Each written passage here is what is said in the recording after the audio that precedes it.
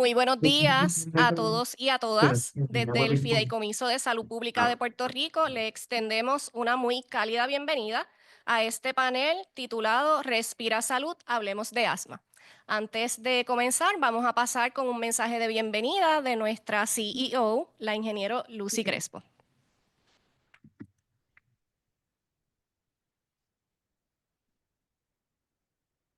Qué bueno, buenos días a todos. Espero que disfruten muchísimo este evento que vamos a tener hoy. Yo estoy súper contenta. Nos encontramos aquí, ¿verdad?, en el Centro de Innovación del Fideicomiso para Ciencia, Tecnología e Investigación, que como ustedes saben es una organización sin fines de lucro que nos dedicamos a trabajar con la agenda de innovación en Puerto Rico. Nosotros tenemos una misión que es de facilitar, de invertir y de asegurarnos, ¿verdad?, que bregamos con las competencias y desarrollamos las competencias que son necesarias para adelantar la economía de Puerto Rico y sobre todo el bienestar de los ciudadanos, ¿verdad? Y hacemos esto mediante la creación de empresas basadas en la innovación, la ciencia, la tecnología y la salud pública, porque por ley en el 2017 fuimos designados el Instituto de Salud Pública de Puerto Rico y gracias al Señor desde el 2019 estamos llevando a cabo esta misión mediante lo que es el Instituto, el Fideicomiso de Salud Pública de Puerto Rico, ¿verdad? Así que en este mes que estamos celebrando el mes de la salud, pues a nosotros nos honra muchísimo tener la oportunidad de tener todos estos distinguidos panelistas que van a estar compartiendo con nosotros, ¿verdad? Y hablándonos de un tema que, como ustedes saben, es uno de los temas que yo encuentro que tiene más relevancia en términos de salud, porque como ellos le van a explicar, Puerto Rico tiene desafortunadamente, ¿verdad?, una prevalencia de asma que es superior a la prevalencia a nivel nacional. Así que es sumamente importante que tengamos la oportunidad de entender esta condición y cómo nosotros, ¿verdad?, podemos manejarla. Y tenemos aquí, entre todos nuestros invitados, a mí me llena de muchísimo orgullo decir que tenemos dos de ellos que han sido investigadores reconocidos por nuestros programas, el doctor Wilfredo de Jesús Rojas, ¿verdad?, y el doctor Benjamín Bolaño. Así que me encanta que estén aquí. A los demás compañeros también, gracias por estar participando.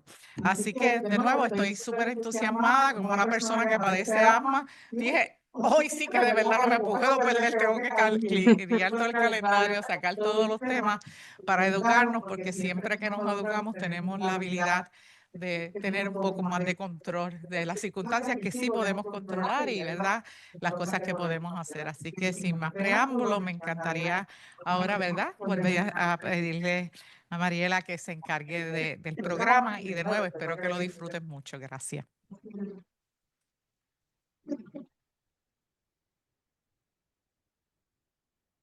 Gracias, Lucy, por ese mensaje tan bonito y por estar aquí apoyándonos en este panel. Hoy nos reunimos para dialogar sobre un tema de gran relevancia para nuestra salud colectiva: la concienciación y el manejo adecuado del asma. Este panel ha sido concebido como un espacio educativo y participativo, cuyo propósito es ofrecer herramientas útiles y recursos prácticos que ayuden a mejorar el manejo del asma dentro de nuestras comunidades.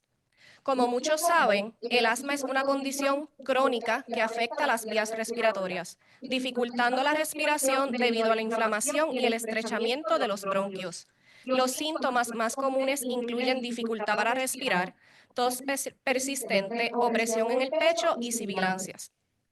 Esta condición puede verse agravada por distintos factores como alergias, infecciones respiratorias, contaminación ambiental o cambios bruscos en el clima.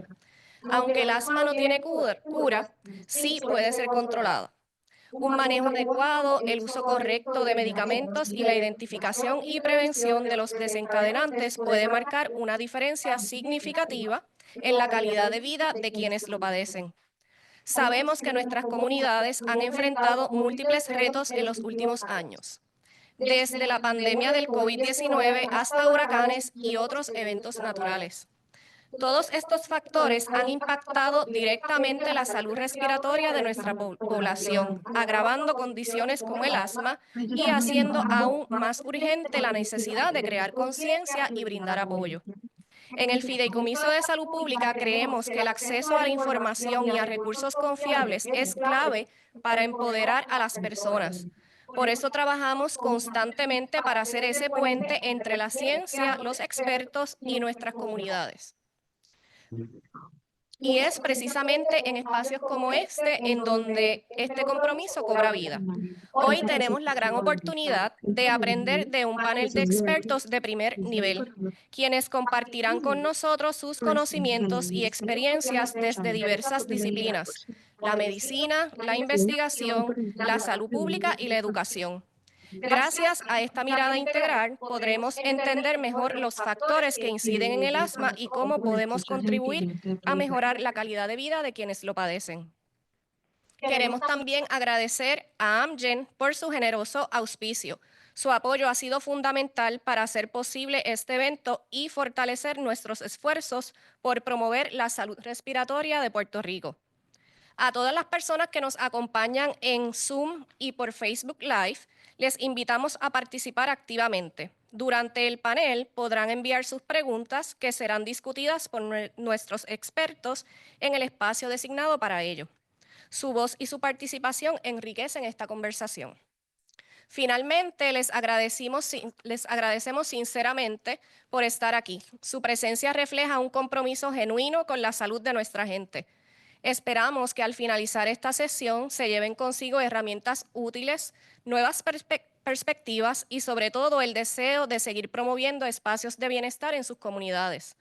Y ahora, sin más preámbulos, le dejamos con la moderadora del evento, la doctora Marianjoli Ortiz Ortiz, directora ejecutiva del Fideicomiso de Salud Pública, quien tendrá a su cargo presentarnos a los distinguidos panelistas que nos acompañan hoy.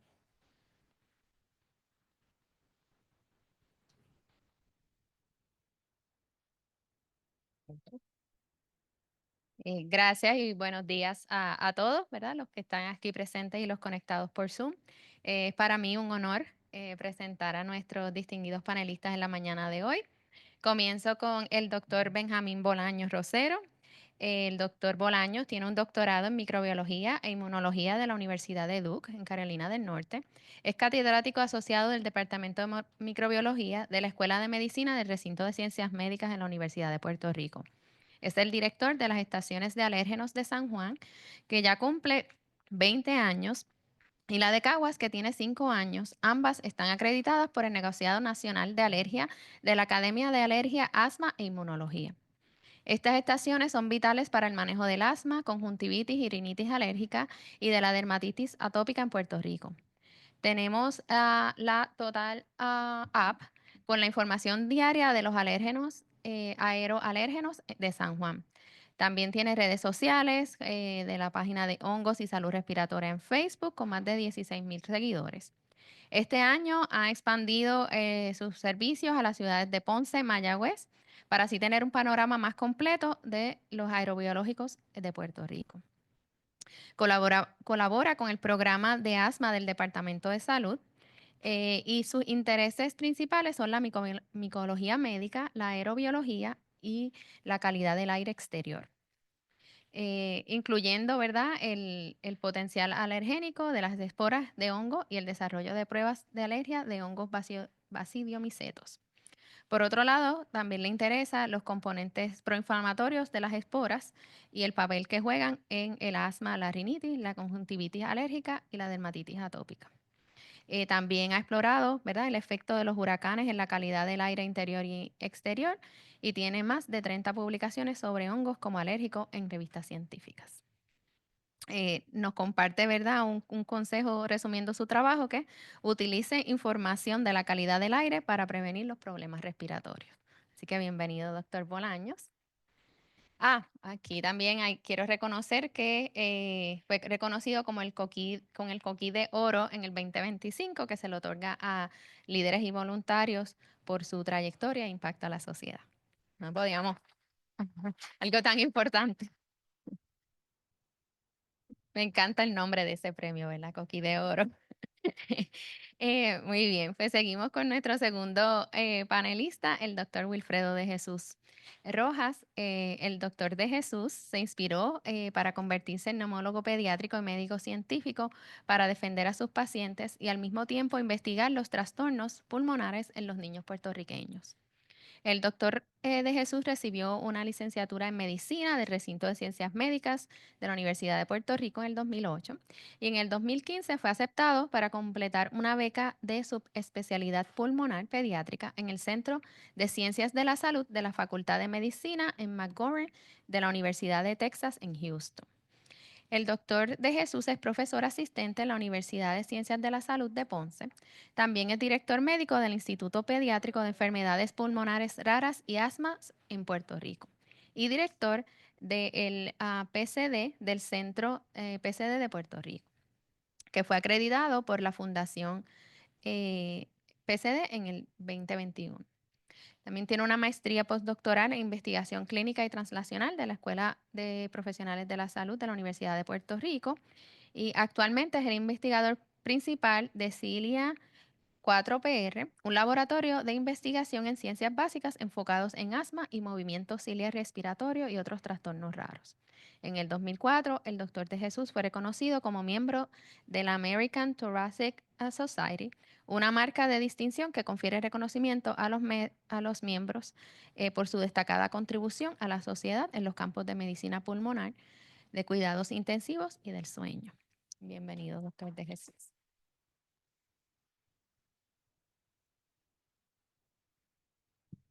Nuestro tercer panelista es el doctor Jean-Pierre Llanos Acker. Es neumólogo pediatra de profesión y estudió medicina en la Universidad Cayetano Heredia en Lima, Perú, donde completó su entrenamiento en las carreras de pediatría y neumología pediátrica. Adicionalmente, se entrenó en pediatría, cuidados intensivos y broncoscopía en el Dr. Kinderspiel en Múnich, Alemania. Eso está un poquito complicado de pronunciar. Pero por los últimos 20 años, el doctor Llanos ha trabajado en la industria farmacéutica, donde ha liderado los equipos médicos en la región latinoamericana, en varias áreas terapéuticas, y luego el grupo médico en Estados Unidos, dedicado a productos biológicos para el tratamiento de asma severa, antes de unirse a Amgen. Desde el 2019 se desempeñó como director ejecutivo y líder del equipo médico global dedicado a productos biológicos para el asma severa y otras enfermedades respiratorias en Amgen. Y recientemente ha asumido el rol de vicepresidente asociado, liderando el equipo médico global para el área terapéutica de inflamación. Bienvenido al doctor Llanos. Y nuestra última panelista, Mirelis Valentín López, tiene una maestría en salud pública obtenida en el 2022 de la Universidad de Ponce Health Sciences University. Mirelis ha dedicado su carrera a mejorar la salud de las comunidades en Puerto Rico desde que se unió a la Unidad de Manejo y Control de Asma del Departamento de Salud. Ha trabajado incansablemente con personas de todas las edades, proporcionando orientación y apoyo para ayudar a los pacientes asmáticos a vivir una vida plena y saludable. En el 2024, su pasión por la salud pública la llevó a participar del programa de capacitación e investigación en prevención y control del cáncer del Centro Comprensivo de Cáncer.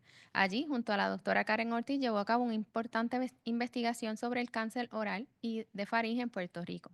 Esta experiencia no solo enriqueció su conocimiento, sino que también le permitió aplicar lo aprendido directamente en sus labores diarias con la comunidad, abordando los desafíos de salud con un enfoque más integral y basado en la evidencia. Bienvenida también, Mirelis. Como pueden ver, tenemos un panel extraordinario con diferentes perspectivas que van a estar compartiendo con nosotros esta mañana. Así que el primer tema que me gustaría conversar con ustedes es cómo es vivir con asma. Y vamos a estar hablando un poco de cómo es para los pacientes y sus familiares una vez que enfrentan un diagnóstico de asma. Así que me gustaría empezar con el doctor de Jesús. En su experiencia como neumólogo pediátrico, ¿cuáles son los desafíos más comunes al diagnosticar el asma en pacientes que no tienen antecedentes de esta enfermedad? Saludos y muchas gracias por invitarme. Para mí es un honor estar aquí y compartir este panel de expertos y hablar de temas tan importantes como el asma y la salud respiratoria en la isla. Para contestar la pregunta y ponerlo en perspectiva, una de las cosas que tenemos que identificado y nos ayuda a entender es el hecho de que en Puerto Rico se considera uno de los lugares con mayor incidencia y prevalencia de asma a nivel mundial. Uno se pone a leer los libros de asma y se establece que Puerto Rico tiene una de las tasas de mortalidad más altas a nivel mundial de pacientes que llegan a la sala de emergencia o los intensivos y fallecen por problemas respiratorios, broncoespasmo, que es como se considera un ataque de asma en Puerto Rico. En los pasados 6 años, yo estaba evaluando pacientes con asma y hoy día la prevalencia está por encima de los 150,000 niños con asma y si fuéramos a llevarlo a adultos, estamos hablando de más de 300,000 pacientes con asma en la isla. Y una de las cosas que quiero enfatizar en términos del diagnóstico de asma es 4 puntos específicos. Uno primero es el hecho de que todavía la presentación clínica no necesariamente en puertorriqueños es la presentación que se lee en los libros tal y como se puede percibir. Muchas de las manifestaciones de pacientes asmáticos no necesariamente va a presentar con todo y cada uno de los signos y síntomas que típicamente leemos. Los pacientes con asma pueden tener una presentación variable. Existen distintos tipos de asma y entre los pacientes que se evalúan, pues a veces el asma simplemente pues, puede ser por la noche, tal vez puede ser relacionada al ejercicio. Así que esa presentación variable limita un poco el hecho de que entendamos que puede ser el asma lo que está afectando a nuestro niño o nuestra niña. Otro de los puntos que también entiendo que es importante es el hecho de que todavía tenemos limitaciones en la manera en que hacemos el diagnóstico, porque muchas veces carecemos como país de las herramientas que se utilizan para diagnosticar asma. Hoy día pues existen algunos tipos de pruebas que se pueden realizar para los pacientes con asma y pues no necesariamente están tan disponibles como pudiéramos entender en otros lugares en el mundo. En Estados Unidos, por ejemplo, muchos pediatras pueden tener acceso a hacer pruebas de función pulmonar en sus clínicas, mas sin embargo en Puerto Rico, pues siempre esas pruebas están más dirigidas a lo que sería el neumólogo pediátrico. Y ni siquiera todos los neumólogos pediátricos lo hacen de rutina. Porque pues tal vez es un costo que conlleva implementación de ese tipo de tecnología. También la tecnología tiene unas limitaciones. La prueba se puede hacer más allá de los 5 años. Entonces eso nos hace un poco difícil hacer el diagnóstico. Hoy día sí existen otros equipos tecnológicos que son, ¿verdad? Tienen otros costos que hace que uno pueda diagnosticar desde los 3 añitos, esa etapa preescolar que muchos niños presentan con sibilancias recurrentes, bronquiolitis recurrente. Así que la tecnología y el acceso a ella es bien importante a la hora de poder diagnosticar a los pacientes. El tercer punto sería el estigma que tenemos en relación al diagnóstico de asma. Hoy día muchos padres no quieren que su niño tenga un diagnóstico crónico y pues a veces no lo quieren ni siquiera llevar a la evaluación o necesariamente darle los medicamentos de mantenimiento. Y por último, el acceso a los especialistas. Estamos hablando de que el especialista neumología pediátrica está, como decimos, en peligro de extinción. Cada vez son menos los pediatras que quieren hacer neumología pediátrica y en Puerto Rico específicamente, donde no tenemos un centro de entrenamiento para neumología pediátrica, no existe una fellowship como nosotros llamamos y ahora mismo existen menos de 20 neumólogos para 150,000 niños que necesitan evaluación. Así que educación, acceso a la tecnología y acceso a más especialistas pienso que nos ayudarían a mejorar el diagnóstico en los pacientes en Puerto Rico con asma. Gracias, doctor. Ahora me gustaría preguntarle al doctor Bolaños, en su experiencia de investigación, ¿cuáles son esos principales alérgenos responsables de desencadenar los síntomas asmáticos en los pacientes y cómo varían según las regiones o las estaciones del año en Puerto Rico? Buenos días. Nuevamente, gracias por la invitación. Para mí, desde el punto de vista del laboratorio, podemos funcionar. Gracias por la invitación y para mí es un orgullo estar aquí como investigador, ¿verdad? No solamente como tenemos aquí paneles de médicos, pero el investigador también tiene un papel importante en el control del asma. Desde el laboratorio, calladamente, todos los días estamos contribuyendo a la calidad de vida de estos pacientes. Yo tenía una diapositiva, no sé si se puede proyectar, donde presentaba los principales detonantes del asma en Puerto Rico. A la anterior, por favor. Eh, esta, perdón, esta que está acá. En rojo tienen los alergenos que pueden detonar el asma alérgica, ¿verdad? Esos serían el ácaro, el, el polvo del ácaro, los hongos, las mascotas, los pólenes, los ratones, insectos, etcétera. Pero ustedes pueden ver que hay otros detonantes del asma que no son alergenos, como sería el polvo del Sahara, que también se mostró importante en el asma en Puerto Rico, la contaminación ambiental, el humo del cigarrillo, fragancias fuertes, también emociones fuertes pueden detonar el asma, o sea que el asma es una condición muy compleja que puede ser detonada por múltiples factores alergenos y no alergenos, ¿verdad? Irritantes, por ejemplo. Pero hay consenso de que la mayoría del asma en Puerto Rico es de tipo alergénico. Por lo tanto, los alergenos serían muy importantes estudiarlos. Cuando empezamos en el 2005, se decía que los hongos llegaban a Puerto Rico desde África con el polvo del Sahara. Y entonces nos decidimos certificar por la Academia Americana de Asma, Alergia y Inmunología para reportar los niveles de pólenes y esporas de hongo del exterior. Y estamos acreditados por la Academia y nuestras estaciones figuran entre las 50 que hay en Norteamérica, reportando diariamente estos niveles de alergenos. Es importante que tengamos en cuenta que estos alergenos son del exterior, pero por el tipo de ventilación que predomina en Puerto Rico, que es la ventilación natural a través de ventanas, puertas, etcétera, hay un continuo entre el aire exterior y el aire interior. O sea que quedarse en la casa no es una protección para estos alergenos del exterior, ¿verdad? Entonces, como les decía, se decía que los hongos venían de África con el polvo del Sahara, y cuando hicimos estudios de aerobiología en Puerto Rico, que son la diapositiva aparece de la mano izquierda, la primera de ellas muestra un estudio inicial que hicimos en la esquina norte de Puerto Rico, donde teníamos una estación en la estación de San Juan, otra estación en el Verde, en el Yunque, y la tercer equipo lo movimos desde las Cabezas de San Juan a Campo Rico, Canóvanas, Carolina, y entonces ustedes pueden ver los resultados de esos muestreos, ¿verdad? Que muestran un gradiente decreciente de hongos desde el Yunque hacia la zona metropolitana. Pueden ver que en las Cabezas de San Juan hay muy pocas esporas, 2000 esporas, eso es nada, porque los vientos vienen del mar. El hongo se genera en el yunque y desde el yunque se diluyen hacia la zona metropolitana, alcanzando niveles decrecientes desde esta fuente de hongo que es el yunque.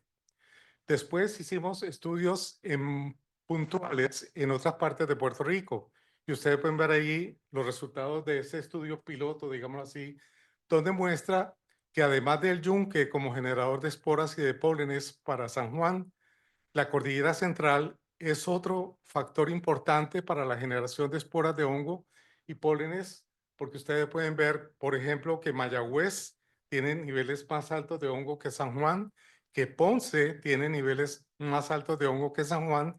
En otras palabras, la cordillera central representa otro factor importante en la dispersión de esporas y de pólenes en Puerto Rico. ¿Verdad? Entonces, yo creo que tengo otra diapositiva. Y entonces esta diapositiva nos muestra que los hongos en Puerto Rico tienen una temporada. Esas temporadas han ocurrido por siempre en estos 20 años. Siempre ocurre en los meses de mayo, las lluvias de mayo, y en los meses de septiembre, octubre y noviembre, donde tenemos una temporada extensa de 3 meses con niveles altos de esporas de hongo, y eso se debe básicamente a la precipitación, ¿verdad? La precipitación determina esos niveles altos de hongo en el aire de Puerto Rico. Así que eso es básicamente un apoyo importante de que el asma en Puerto Rico se tiene que manejar conociendo que las esporas de hongo tienen temporadas de ciertos meses del año, que son los meses lluviosos, y en esos meses del año las personas tienen que estar preparadas desde el punto de vista de medicamentos, de tratar de evitar la exposición a estos alergenos para evitar crisis asmáticas o que se empeore su calidad de vida. Gracias, doctor Bolaño, súper interesante. Me gustaría pasar un poco al tema de lo que es la educación para los pacientes, ¿verdad? Como muy bien mencionó el doctor de Jesús, sabemos que hay una limitación de profesionales de la salud y esto hace aún más relevante el rol que tienen, ¿verdad? Los programas de educación, tanto de diferentes organizaciones como a nivel comunitario. Así que empiezo con el doctor Llanos, ¿verdad? Como parte de ese programa de educación y desde esa perspectiva, ¿nos podría mencionar la importancia de educar a un paciente para poder mantener su condición controlada? Buen día con todos, mucho gusto de estar acá.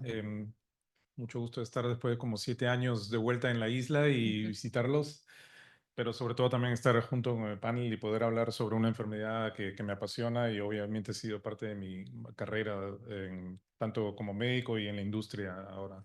Para contestar su pregunta, la parte de educación yo creo que hay dos momentos críticos que va a tener mucha relevancia la educación. La primera es, si me pongo mi sombrero de neumólogo pediatra, cuando veía pacientes pequeños, es ese primer momento que alguien recibe el diagnóstico de asma. Y como ya lo mencionaron, el momento en que los padres o el paciente mismo, en el caso que fuera un adulto, no tiene ni idea qué es la enfermedad, no sabe qué medicaciones está recibiendo, por qué las recibe, qué factores pueden causar el asma. Hay una gran lista de incertidumbre que el paciente va a tener y que es el momento crítico que hay que abordarlas y hay que educarlo o educarla porque es algo muy nuevo en su vida y si no comprenden la enfermedad tampoco no van a comprender por qué reciben los medicamentos o por qué tienen síntomas a pesar de cumplir con las medicaciones. El otro momento crítico creo que donde la educación tiene otra vez relevancia ya es ahora no viendo pacientes pediátricos, pero en mi capacidad tratando de educar pacientes con asma severa, que muchas veces se ve también en la edad adulta, que es lo que no veía yo como especialista cuando veía pacientes, pero en la edad adulta, sobre todo los pacientes que son más severos y que han tenido ya una enfermedad muy larga, si estamos hablando del paciente que ha tenido asma por 20, 30, 40 años y un asma severa, lamentablemente lo que pasa es que el paciente va a acostumbrarse a sus síntomas, a acostumbrarse a la enfermedad y recalibrar lo que es la normalidad de la vida. Y ese es otro momento donde, sobre todo si tenemos que escalar la medicación a medicaciones más fuertes o de diferente tipo, hay que reeducar al paciente para hacerle entender que lo que pensaba que por tantos años es normal, no debería ser así, porque realmente el objetivo nuestro como médicos o personal de salud en general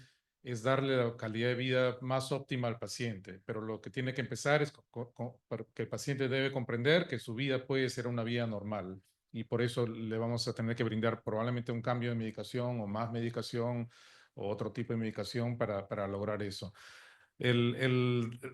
Recalibrar, yo siempre cuento la historia porque mi madre, que ya tiene más de 80 años, es asmática severa y cada vez que me viene a visitar, tose todo el día y ella ni siquiera se percata que está tosiendo todo el día. Y cuando le llamo la atención, le digo, mira, estás tosiendo constantemente y dice, bueno, tengo asma, eso es parte de mi asma, es parte normal de la vida, ¿no? Y no debería ser así, ¿no? Los pacientes, como digo, esa segunda etapa hay que reeducarlos para recalibrar el concepto del asma y no considerar que porque han tenido asma por tanto tiempo en su vida, no es otra oportunidad para reeducar en esos aspectos. Excelente, gracias. Mirelis, y desde el punto de vista, ¿verdad?, comunitario que trabajas, ¿nos podrías hablar un poquito de cómo los pacientes llevan ese día a día con su condición y qué es lo que tú has visto en esas comunidades? Sí, buenos días a todos. Gracias por la oportunidad de verdad que me dan de estar aquí. En efecto, yo voy mucho a las comunidades, estoy mano a mano con los pacientes y puedo ver que recibir el diagnóstico, tal y como explicaba el doctor, va más allá porque muchas veces debido a esa prevalencia y esa normalidad que a veces escuchamos, ah, sí, tiene asma, tal persona tiene asma, así que lo vemos como una condición normal. Pero no nos damos cuenta que esta condición sí afecta en la calidad de vida de ese paciente, que puede afectar en cosas cotidianas, tanto como dormir, caminar, hacer actividad física o ir a laborar o tan simple como ir a la escuela. Así que eso se ve afectado. Igualmente, no solamente afecta al paciente, muchas veces afecta al cuidador también, que también se ve que no puede ir a trabajar. disculpe, a trabajar o traer, ¿verdad?, ese sustento a la casa. Esto también afecta incluso a los planes médicos, porque estos pacientes recaen mucho en lo que son idas a sala de emergencia, hospitalizaciones, así que es un alto costo. Así que muchas veces es muy importante esa educación, más allá del diagnóstico, explicar cómo es que funcionan los medicamentos en el cuerpo, cuál es la importancia de esa adherencia al medicamento para que podamos controlar. O sea, que no es simplemente un diagnóstico que ya, pues tengo que aprender a vivir con eso, sino que tenemos que ver cómo lo podemos controlar. Sí sabemos que es una enfermedad crónica que no tiene cura, pero podemos controlarla hasta llevarlo hasta una calidad de vida adecuada. Gracias, Mireli. Y creo que, ¿verdad? Eso nos da el pie para el próximo tema que queríamos hablar, cómo dentro de tener asma, de ya tener un diagnóstico, cómo entonces podemos trabajar y mantenernos saludables dentro de nuestra condición de salud. Así que empiezo de nuevo, ¿verdad? Con el doctor de Jesús. ¿Cuáles son esos factores más comunes que desencadenan una crisis asmática y cómo se puede prevenir?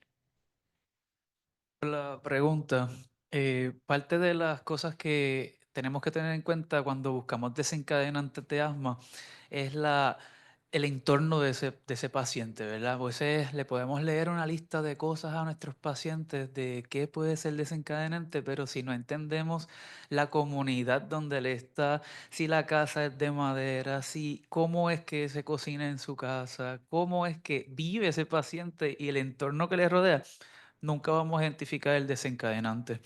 Más allá, ¿verdad?, de los desencadenantes que el doctor Bolaño estudia y los alérgenos y las cosas ambientales del aire, hay otros desencadenantes que tendemos a pasar desapercibidos.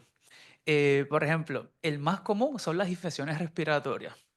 Muchas veces me llegan pacientes que nos pasan 2 semanas y ya vuelven otra vez a tener broncoespasmos porque están en un cuido. Entonces el niño que está en un cuido durante esas primeras etapas de vida va a estar expuesto a cierta inflamación pulmonar que se dice que esos son los primeros pasos para ir desarrollando asma.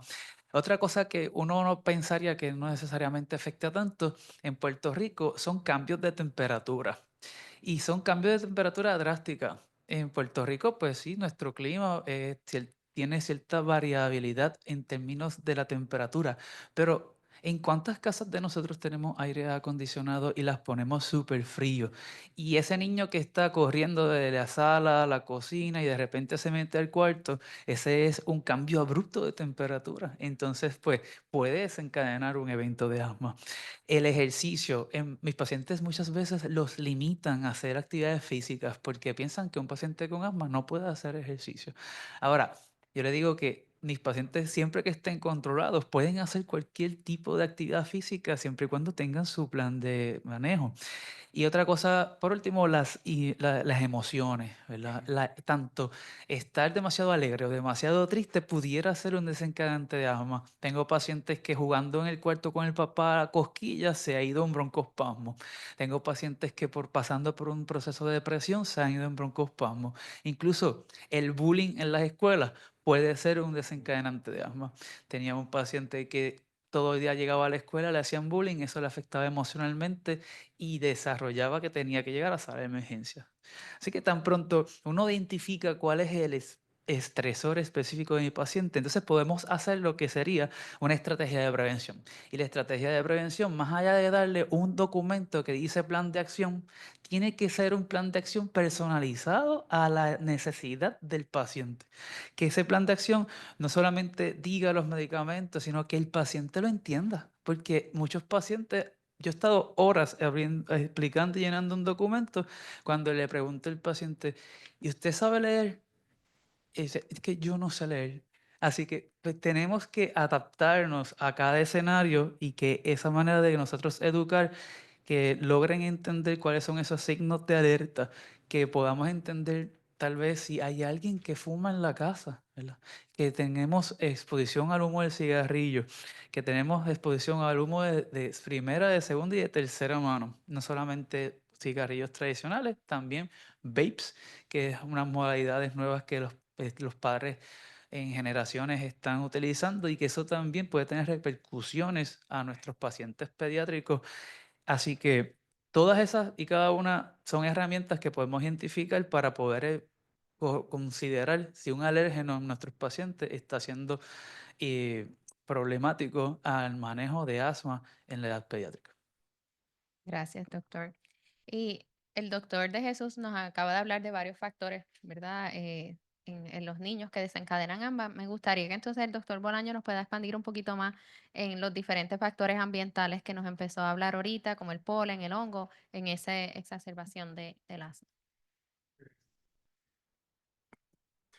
Bueno, para mí, estar reportando diariamente sin saber el efecto en la salud era una incertidumbre tremenda, ¿verdad? Porque estuve muchos años trabajando a ciegas sin tener evidencia sólida del impacto de estos alergenos en la salud o en el asma en Puerto Rico.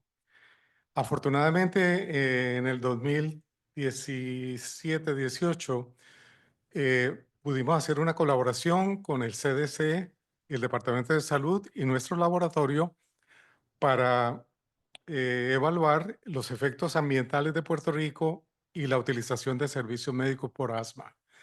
Y ese trabajo, pues, es lo que le estoy compartiendo a ustedes aquí en esta diapositiva.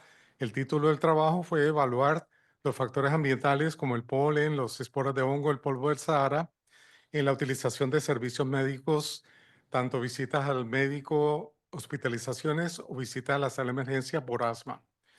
Ustedes pueden ver que la frecuencia de utilización de servicios médicos más alta la tuvo la región de salud de Caguas, tanto en hospitalizaciones como visitas a sala de emergencia, como visitas al médico.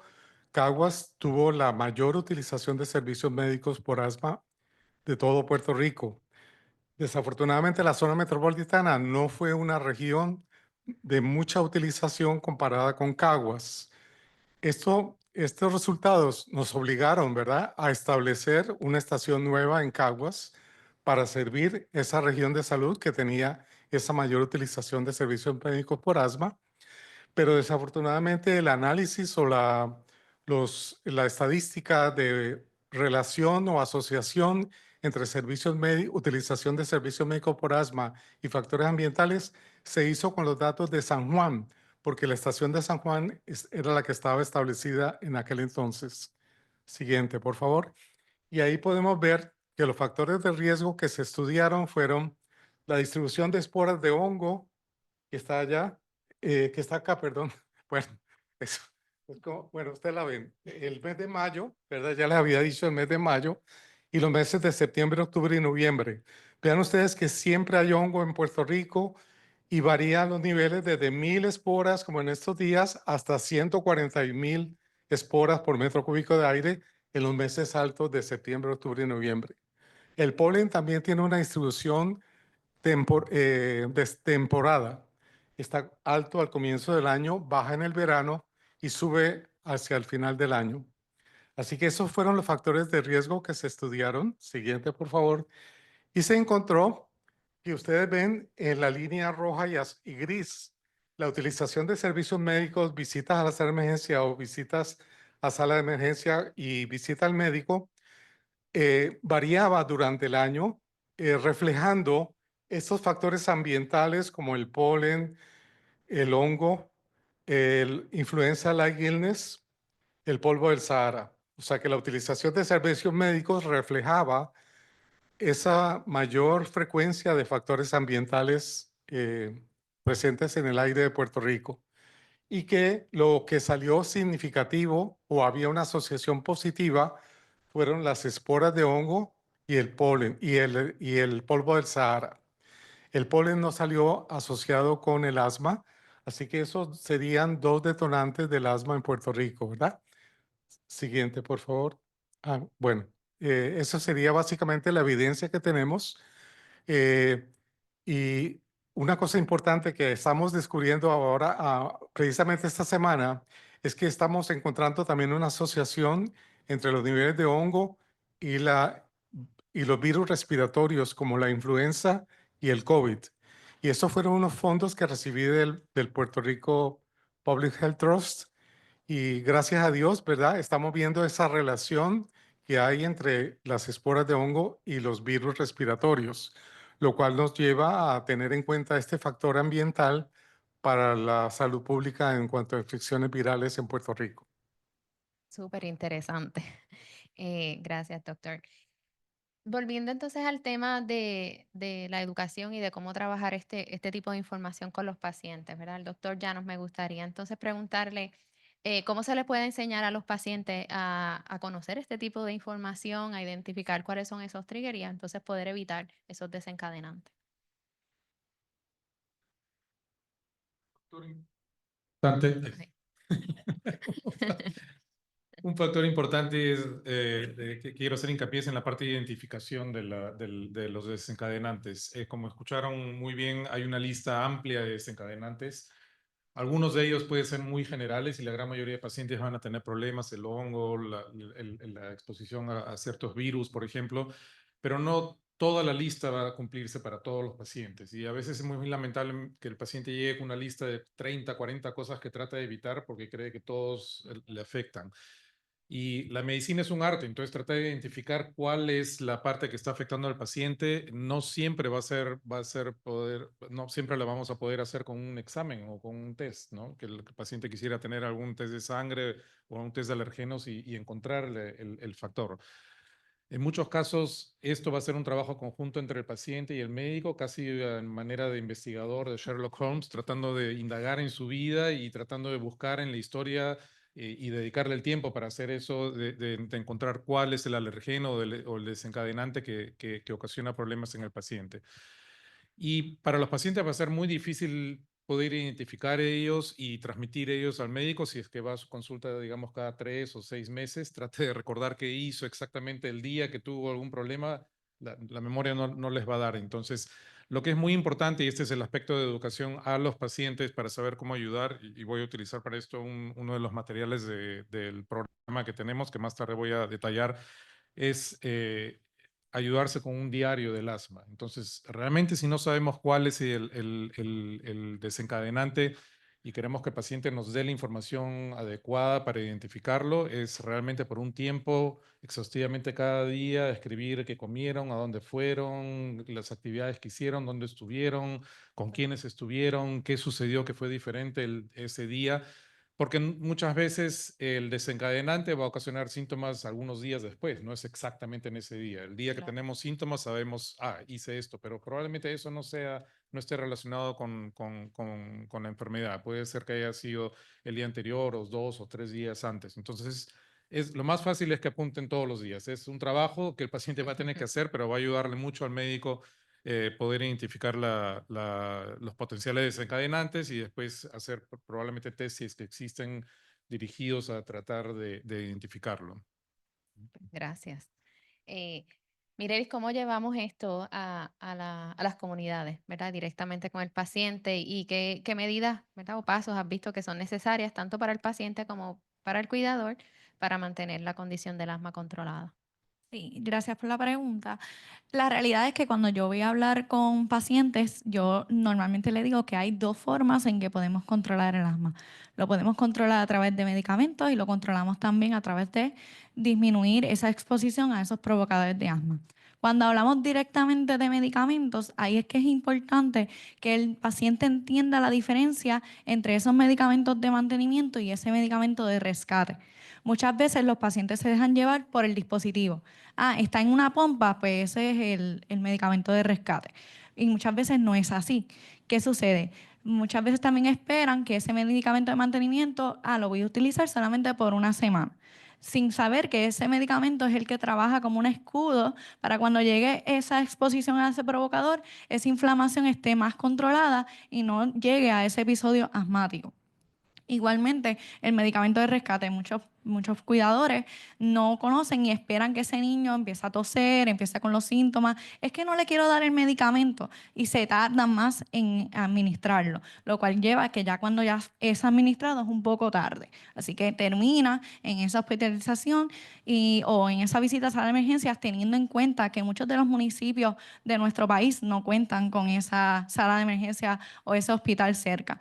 Igualmente que tenemos un problema con las citas médicas, ¿verdad? Debido a que hay poco acceso a esos doctores especialistas, muchas veces se tardan. Así que es bien importante cuando llego a esa comunidad a través explicarle según su entendimiento también, porque quizás si yo le explico a este cuidador un medicamento de mantenimiento, un medicamento de alivio rápido, no me entiende. Pero si yo le digo, mira, es un medicamento de rescate, como un profesional, ¿verdad? Como viene siendo un policía. Si usted está en peligro y usted quiere ayuda, ¿lo busca hoy o lo busca mañana? Lo busco hoy. Así mismo es ese medicamento. Y así vamos adaptando ese lenguaje al conocimiento y el entendimiento de esa comunidad. Al igual, cuando hablo de esos desencadenantes, le explico, como explicaba el doctor Llanos, que no necesariamente toda una lista afecta a ese paciente, sino que cada desencadenante se tiene que identificar de manera individual. También hay que trabajar de manera integral con otros especialistas, como vienen siendo los alergistas. Si vemos que el menor quizás cada vez que se expone a ciertos alérgenos, entonces, mira, vamos a trabajar a hacerle esas pruebas de alergias para poder disminuir o poder detectar si existe alguno. Y de esa manera, de manera integral, podemos atender todas las maneras que existen para poder controlar esa condición. Excelente, gracias. Sabemos que cuando se vive con una enfermedad, por más que, ¿verdad?, trabajemos toda esta información, hay ciertas barreras, ¿verdad? Y hay algunos casos particulares que pueden preocupar, ¿verdad?, a los pacientes, a los cuidadores. Eh, Así que eso mismo, ¿verdad?, puede crear unas barreras y sería importante entender cómo surgen estas barreras y cómo se pueden minimizar. Pero empiezo con el doctor de Jesús, que siempre tiene la primicia de contestar sobre el tema. ¿Cuáles son las barreras más comunes que enfrentan los pacientes con diagnóstico de asma para mantener un buen control de su condición? Por la pregunta, yo, más allá de barreras, yo pienso que a veces los pacientes le ponemos murallas para lograr tener un control del asma. En Puerto Rico hay varias de ellas, ¿ok? Así que una de ellas es, ¿verdad? Siempre hablamos de la falta de educación del asma en el cuidador o en el mismo paciente, pero ¿y qué tal de nosotros mismos, ¿verdad? ¿Qué pasa con ese niño cuando llega a la escuela? La maestra tal vez sabe identificar que el niño está pasando un ataque de asma para activar el protocolo en la escuela. De haber identificado el problema, el paciente llega a la enfermería de la escuela. ¿Hay enfermera en la escuela? La enfermera sabe cómo identificar el paciente con asma, reconoce el plan de acción, sabe administrarle el medicamento, tiene los dispositivos para utilizar el medicamento apropiadamente como una aerocámara o se lo aplicamos directamente en la boca.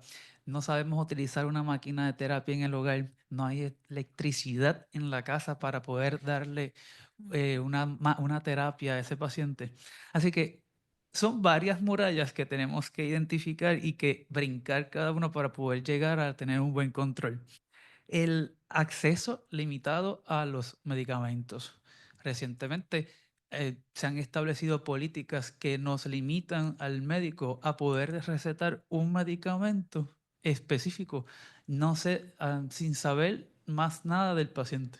O sea que nos limita la posibilidad de escoger medicamentos personalizados, hablando de medicina de precisión, para poder entonces darle al paciente un medicamento dependiendo de su plan médico.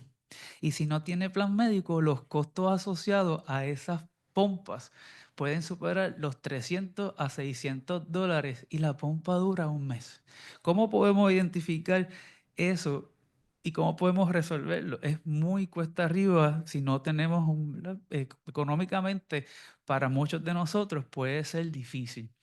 Más allá de neumólogo pediátrico, soy paciente de asma y reconozco todas las limitaciones que hay para encontrar mi propio medicamento en la farmacia, porque esa dosis ya no viene, porque ese medicamento se llega la semana próxima, pero mi ataque de asma es hoy. Así que eso es bien importante que lo podamos reconocer. El seguimiento de los pacientes tiene que ser uno constante. Más allá de yo identificar el paciente que tiene asma y decirle, usted tiene asma, tome esa pompa, siga por ahí, es reconocer que esto es ya una relación médico-paciente, que cada 3 meses tengo que ir explorando cosas nuevas y el asma es cambiante. No es que te diagnostique con asma y de repente te quedaste toda la vida igual. Es que hoy día puede ser que tenga un exacerbante, mañana tengas otro. Y esa relación médico-paciente se va estableciendo a medida que cada 3 a 6 meses vamos hablando de tu asma y esa educación es un continuo. El acceso a un subespecialista pues está dado por ciertos documentos que llamamos referidos. Y si de repente ese referido no llegó o si de repente ¿verdad? Una imposibilidad de crear ese documento por cualquiera que sean las razones, pues va a disminuir la posibilidad de que el paciente continúe con sus medicamentos porque aunque es una enfermedad crónica, no se considera una enfermedad catastrófica. Tampoco queremos que sea, pero sí del hecho de que tengamos que tener acceso a ciertos especialistas es sumamente importante. Y lo otro es que muchas veces la barrera puede ser que no estamos identificando comorbilidades asociadas al asma. Por más que yo trate al paciente con asma, si no identifique que el paciente tiene rinitis alérgica, que tiene obesidad, que tiene apnea de sueño, que tal vez tiene una inmunodeficiencia concomitante o tal vez tiene alguna otra enfermedad rara como fibrosis quística que pueden coexistir con el diagnóstico de asma. Si no tratamos una de esas 5 cosas, el paciente del asma nunca se va a controlar porque existen cosas adicionales que no están haciendo que se logre el control. La obesidad es una de ellas. Si tenemos un paciente obeso, pediátrico o adulto, va a ser más difícil que nosotros podamos controlar el asma, más allá de un proceso obstructivo que se conoce el asma. También la obesidad añade un proceso restrictivo. Son 2 problemas en uno. Y muchas veces aumentamos el medicamento sin mirar esas otras cosas y el paciente es un todo. Así que tenemos que trabajar con este nutricionista pediátrico, trabajar con este otorrinolaringólogo que nos va a ayudar a la apnea de sueño, trabajar con el alergista, trabajar con este otro especialista que ayuda en estas otras condiciones del sueño. O sea, es un grupo, es multidisciplinario y ese acceso tal vez no está disponible. Así que más allá de educar, de adaptar nuestro tratamiento y en comunidad lograr la meta en común para que esas barreras o esas murallas, mejor dicho, sean cosas del pasado. Gracias, doctor. Doctor Bolaños, en términos del ambiente, sabemos que han habido cambios en el clima en Puerto Rico, así que ¿qué factores entiende que pueden cambiar, ¿verdad? O que se pueden convertir en estas murallas para el asma? Sí. Todos los factores que afectan el ambiente tienen un reflejo en la salud respiratoria, ¿verdad? Por lo tanto, el cambio climático, el aumento de CO2, el ozono, todos esos son factores que hacen, por ejemplo, que los alergenos aumenten en número, que las temporadas sean más extensas en tiempo, que sean más alergénicos el hongo y el polen. Por la presencia de ozono y todos estos contaminantes, estos hongos aumentan su potencial alergénico y además estos factores también afectan la mucosa respiratoria, aumentando la permeabilidad, exponiendo más a las personas a los alergenos, ayudando una respuesta alérgica a esos alergenos. O sea que es muy importante el factor climático en los hongos. Pero particularmente en Puerto Rico habíamos visto un aumento constante a lo largo de los años en los niveles de esporas de hongo por año.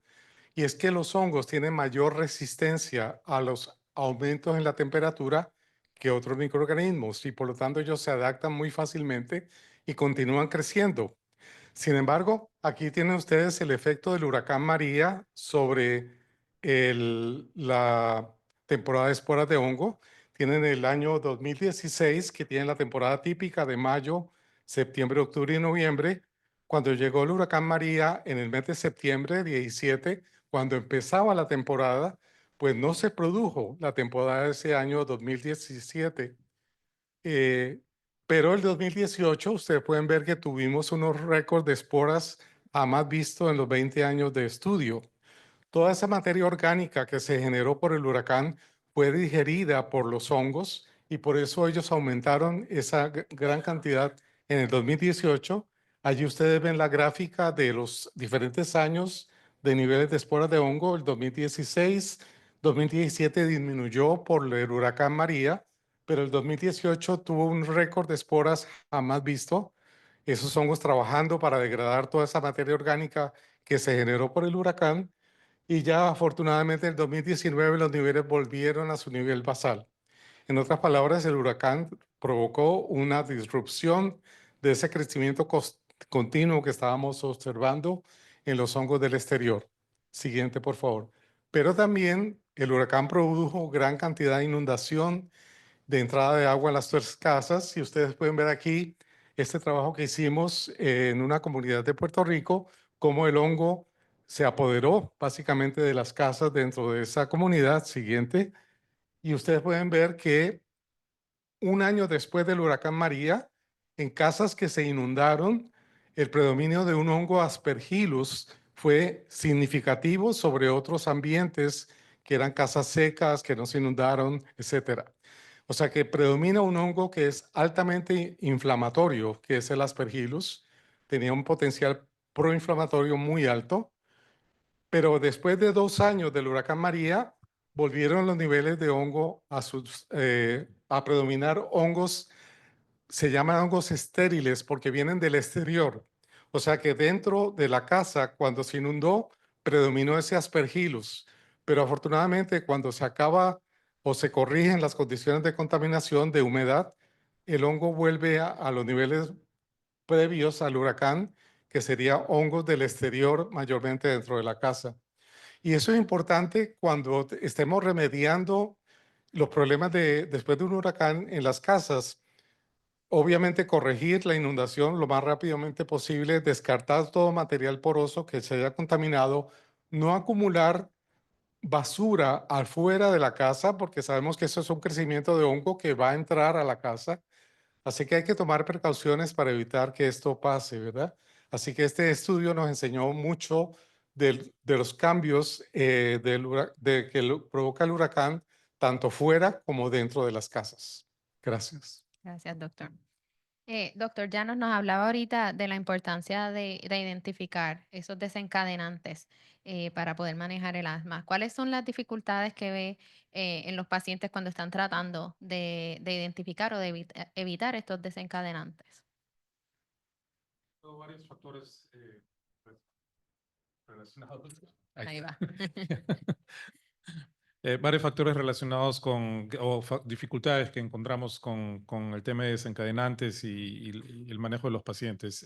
La primera creo que la abarcamos anteriormente, que la lista sea muy amplia, no se ha hecho un trabajo exhaustivo para para identificar el alergeno o el desencadenante, entonces trabajar con ellos para disminuir esa lista amplia. Pero si ya tenemos una lista establecida, yo creo que algunas dificultades que empezamos a ver ahí es, uno, que algunos factores no pueden ser evitables, ¿no? Estamos viendo varios factores que pueden estar relacionados al ambiente, al entorno, a la casa, dónde está ubicada la casa. Hay muchos estudios que indican si la vivienda está cerca de una planta de manufactura que tiene mucho smog o el paciente vive al frente de una carretera donde el gran flujo de carros pasa todos los días. Los niveles de contaminación van a ser más altos y la exposición a estos desencadenantes va a ser más alta. Pero si estamos frente a un paciente con condición socioeconómica baja, ¿qué vamos a hacer? Vamos a pedirle que se mude a otra casa. Va a ser prácticamente imposible. Entonces hay algunos factores que los podemos identificar y lamentablemente no vamos a poder hacer mucho al respecto y no va a quedar otra forma que tratar de manejarlo médicamente hasta algún punto que podamos. La otra también es un poco lamentable, es que podemos identificar algún desencadenante y sea la voluntad del paciente no evitar el desencadenante, ¿no? Casos son, por ejemplo, si identificamos que son alérgicos al gato y no quieren eliminar al gato, es parte de la familia, ¿cómo vamos a hacer? Y los pacientes se niegan, van a decir, doctor, usted está loco, yo no voy a sacar al gato que es parte de mi familia de la casa, ¿no?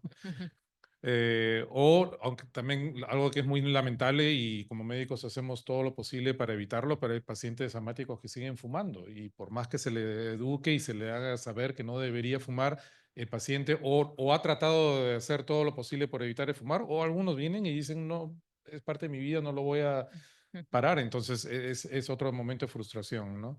Y el cuarto, yo diría, para mí es como decía, hay muchas veces que no hay test, no hay forma de identificar el alergeno, hacemos capaz el trabajo en conjunto con el paciente y a pesar de ello hay por A o B motivo algún factor que no hemos podido identificar y el paciente sigue teniendo algunas crisis y manejar la frustración del paciente de que piense que no estamos haciendo el trabajo adecuado, pero es así en asma. Hay muchas veces algunos factores que no podemos identificar o a veces es un factor interno del paciente, no es el de exposición a ningún desencadenante, es simplemente la enfermedad que ha evolucionado, que ha avanzado y trabajar en conjunto con el paciente para explicarle eso y por qué vamos a tener que hacer un cambio en la medicación. Claro. Mireli, y este tipo de tema, ¿cómo lo trabajas y cómo lo has visto en las comunidades y cómo entonces las personas están enfrentando estas dificultades? Sí, sucede mucho que en Puerto Rico, como estaban indicando ahorita, muchas casas no tienen aire acondicionado, así que tienen esas ventanas abiertas, muchas de ellas desconocen también, ¿verdad? De esa acumulación de ácaros de polvo, por ejemplo, en peluches o en cortinas, alfombras. Normalmente nos gusta decorar muchísimo, en Navidad eso es, ¿verdad? Es una fiesta constante y a veces desconocen también cómo puedo disminuirlo. Por ejemplo, el niño le encantan los peluches y no saben cómo entonces disminuir esos peluches en el área de la habitación. O por ejemplo, pues como indicaba el doctor, tengo una mascota, ya es parte de la familia, ¿cómo lo puedo disminuir? Porque me encanta, ese es el bebé de la casa.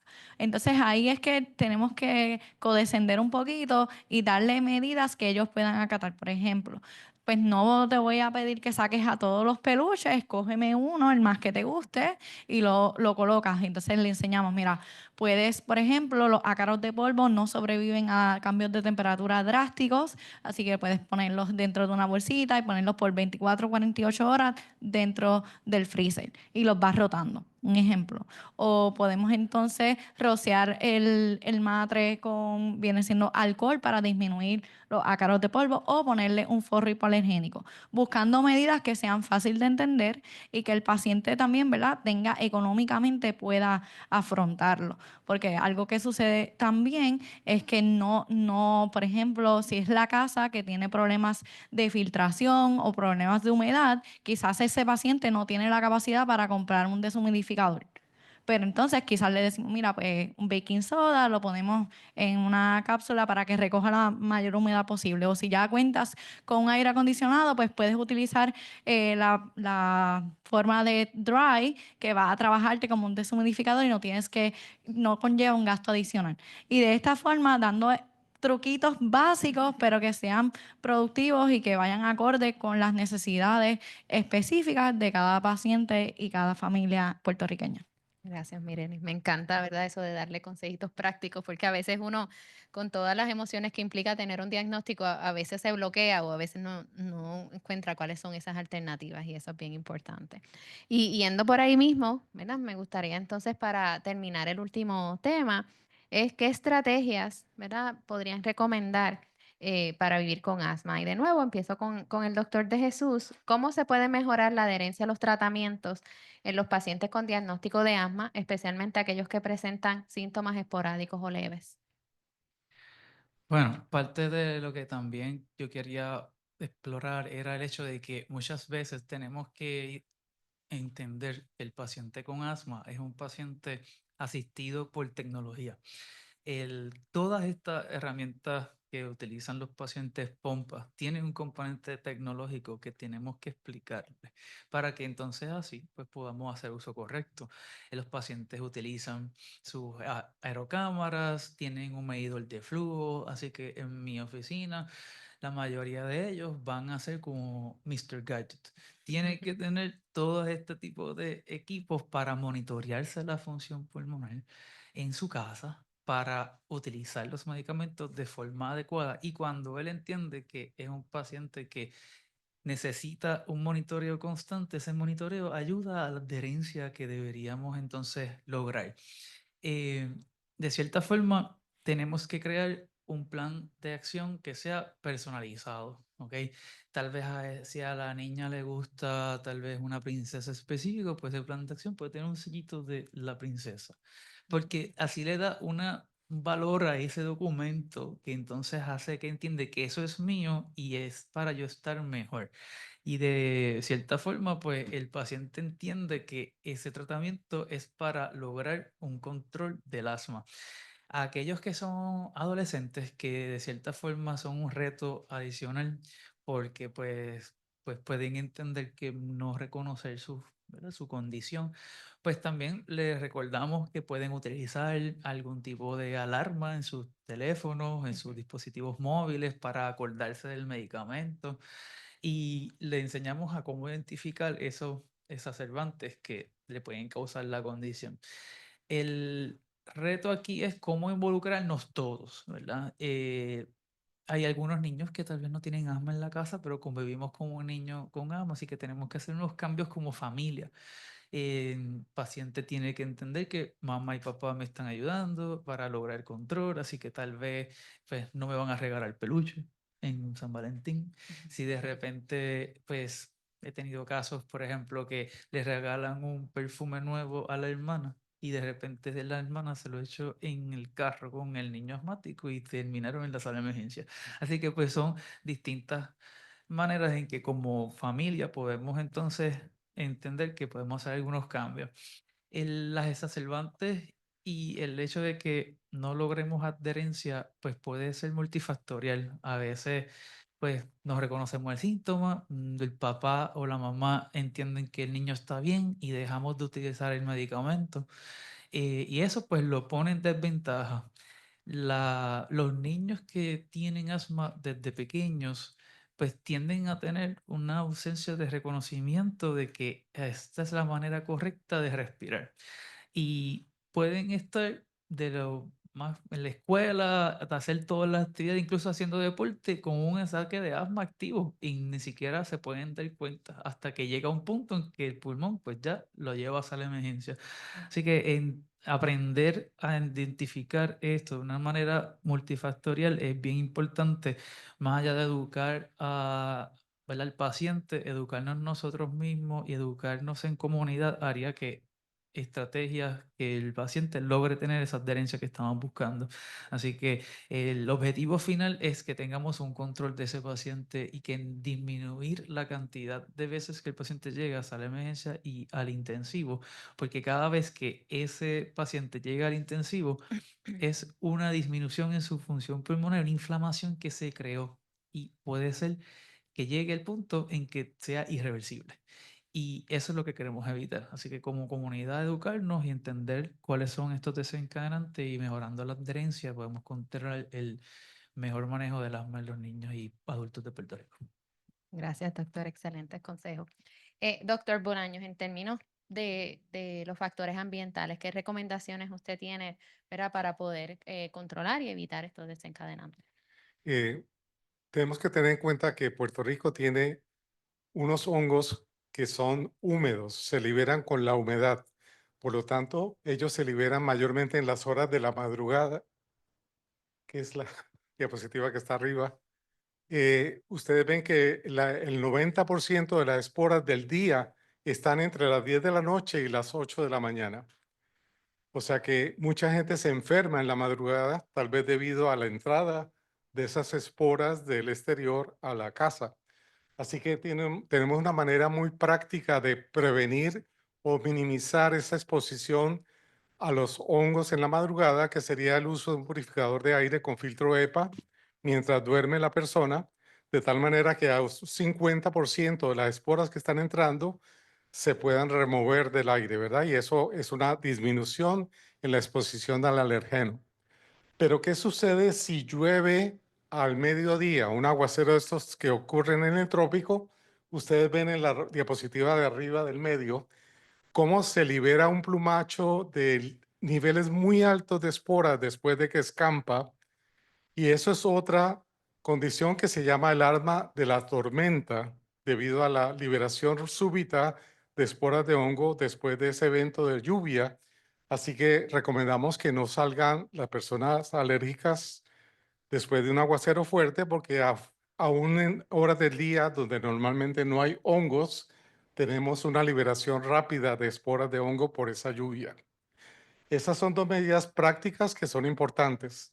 Ustedes ven que ese ciclo intradiurno se ve por igual en San Juan y en Caguas, que serían las dos diapositivas de arriba, pero que son 6 horas de exposición a niveles altos de hongo regularmente, pero en la temporada, en septiembre, octubre y noviembre, esas horas se duplican a 12 horas porque generalmente llueve en las tardes de esos días y entonces tenemos niveles muy altos de hongo desde muy temprano en la tarde hasta la madrugada del día siguiente. Eso es importante tenerlo en cuenta también.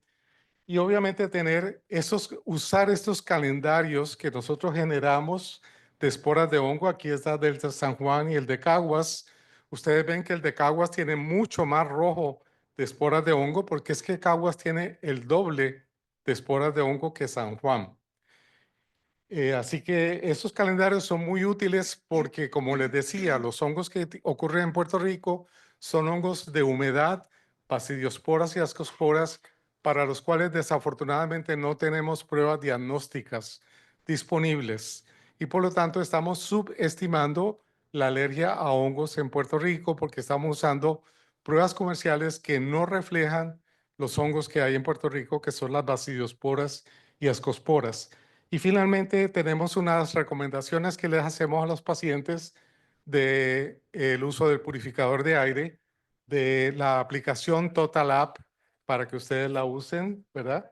Donde están los niveles diarios de esporas de hongo. Y eso es básicamente lo que quería compartir con ustedes y obviamente nuestra participación en las redes sociales con hongos y salud respiratoria. Gracias. Excelente. Doctor Llanos, ¿verdad? En términos, ¿verdad?, de cómo hemos ido trabajando con la educación y para el manejo, ¿verdad?, del asma, ¿cómo puede entonces garantizar que los pacientes puedan entender todas estas estrategias, toda esta información para que la puedan aplicar y manejar mejor su Ujú. condición? Sí, gracias. Una pregunta muy importante, creo, como para capturar todo lo que hemos compartido acá y llevárselo a los pacientes. Yo creo que es el tiempo y el acceso a la información. Eso es lo que va a ser clave. Tiempo me refiero, y recuerdo las épocas que todavía practicaba en Perú medicina, eh, compartía tiempo entre trabajar entre el hospital y trabajar en mi práctica privada. Y en el hospital tenía que ver pacientes cada 15 minutos, como es la realidad de muchos médicos, incluso en Estados Unidos, ¿no? Y en la práctica privada podía dedicarle el tiempo que el paciente requería y pacientes nuevos, como lo dije hace un momento, en ese primer instante que hay que garantizar la educación y la información del paciente, la consulta era 1 hora o a veces más por paciente, ¿no? Paciente nuevo. Y es el tiempo que habría que dedicarle idealmente, pero siendo consciente que no tenemos como médicos hoy por hoy o en la práctica que estemos el tiempo necesario para brindar el tiempo adecuado. Algunas estrategias es capaz en la consulta, tenemos personal de salud, la enfermera o alguien más que pueda estar, se le dé la responsabilidad de educar al paciente cuando ha salido de la consulta, asegurar con preguntas adecuadas que el paciente ha entendido lo que le hemos transmitido, no solo darle un papel y darles un speech y ahí está, llévalo a la casa a ver si lo entendiste. Y en caso que la consulta no tenga la capacidad de tener un personal dedicado, hoy por hoy el acceso a información está en todos lados, ¿no? Pero como mencionaron hace un rato, es garantizar que el tipo de información sea la forma más adecuada para el paciente. Si el paciente es más de leer, podemos darle algo impreso. Si quiere leer online y tiene el teléfono, garantizarle darle los links adecuados. Si es un paciente que prefiere más visual, darle links que sea de videos donde pueda escuchar o escuchar en podcast alguna información, darle algo que el paciente le va a servir y no solo creer que todos los pacientes van a querer leer un papel y va a funcionar de manera adecuada para todos. Y darle los links porque hoy por hoy van a usar Doctor Google, ¿no? Y van a encontrar un influencer ahí que está dando información que no es validada o adecuada. Entonces es mejor darle el acceso directamente al cual sepamos que el material es válido. Y acá es donde quería hacer un pequeño comercial. Mencioné hace un rato que teníamos material de nuestro laboratorio. la industria y muchas empresas privadas, hay infinidad de material que podemos encontrar, también de las sociedades médicas o de los grupos de pacientes. En este caso, por ejemplo, nuestro programa, que no lo voy a mostrar porque el nombre tengo entendido que no ha sido muy bien aceptado y por eso hemos cambiado el nombre. Esto viene de las siglas de inglés, no tiene nada que ver con la empresa de energía en el país. Las siglas en inglés lo llamamos el programa AMAS, no es asma mal escrito, sino es AMAS, que viene de las mismas siglas, es Aprenda a manejar el asma severa, ¿no? Entonces hay una infinidad de material en español en nuestra página web, de educar qué es asma, poderles educar por qué hay diferentes tipos de medicación. Esto ya lo hemos conversado antes, pero entre la medicación de rescate y medicación de mantenimiento tiende a confundir mucho a los pacientes, entonces explicar esa parte. Está el diario, el que ven ustedes acá en físico, pero lo puede bajar el paciente de la página web, imprimirlo o usarlo electrónicamente. Entonces, de esa forma hay mucho material que podemos probablemente brindar los links al paciente para que tengan la información adecuada. Gracias. Y por último, Mireli, ¿verdad? De nuevo con como tu rol en la comunidad, ¿qué recomendaciones o herramientas puedes compartir o compartes ya en tus comunidades para manejar el asma? Sí, realmente yo digo que hay que identificar desencadenantes para disminuir y poder prevenir un episodio de asma. Eso es vital. También hacerlos parte a los pacientes, especialmente cuando son niños, y me tomo la libertad. Por ejemplo, yo soy parte de lo que es la Unidad de Manejo y Control del Asma del Departamento de Salud, el cual tiene diferentes recursos de manera online, pero incluso se pueden sentir en la libertad de llamarnos. Nosotros estamos dispuestos a orientarlos. Tenemos proyectos dirigidos a poder identificar posibles provocadores en el hogar, y ahí es donde, ¿verdad? Hacemos más allá de hablarlo, lo llevamos a la acción de poder orientarlos y educarlos sobre cómo manejar ese asma. Y por ejemplo, hacerlos parte, tenemos un certamen que ya es en estas próximas semanas de dibujo, así que esos niños que tengan la condición pueden enviarnos, están las instrucciones en la página web del Departamento de Salud. Así que estas son diferentes formas en las que no solamente le digamos a usted tiene un diagnóstico, sino que seamos parte y participen de ese proceso educativo para que no solamente caiga la carga en el cuidador, sino que cada paciente tenga la oportunidad de conocer y entender sus síntomas y su condición. Gracias, Mireli. Bueno, con esto terminamos la serie de preguntas nuestras. Les quiero agradecer por toda esa información que han compartido con nosotros. Me encantó cómo se pudieron complementar las diferentes experiencias y conocimientos que tienen. Y aunque ciertamente en Puerto Rico hay muchas barreras, muchas murallas, me llena de orgullo, ¿verdad? Saber que contamos con expertos y con recursos tan importantes en Puerto Rico que están en la disposición de todos los pacientes para que puedan aprender a manejar su condición y manejar, ¿verdad? Diferentes estilos de vida saludables. Así que muchísimas gracias, muy honrada de que estén con nosotros y le pido un fuerte aplauso para ellos.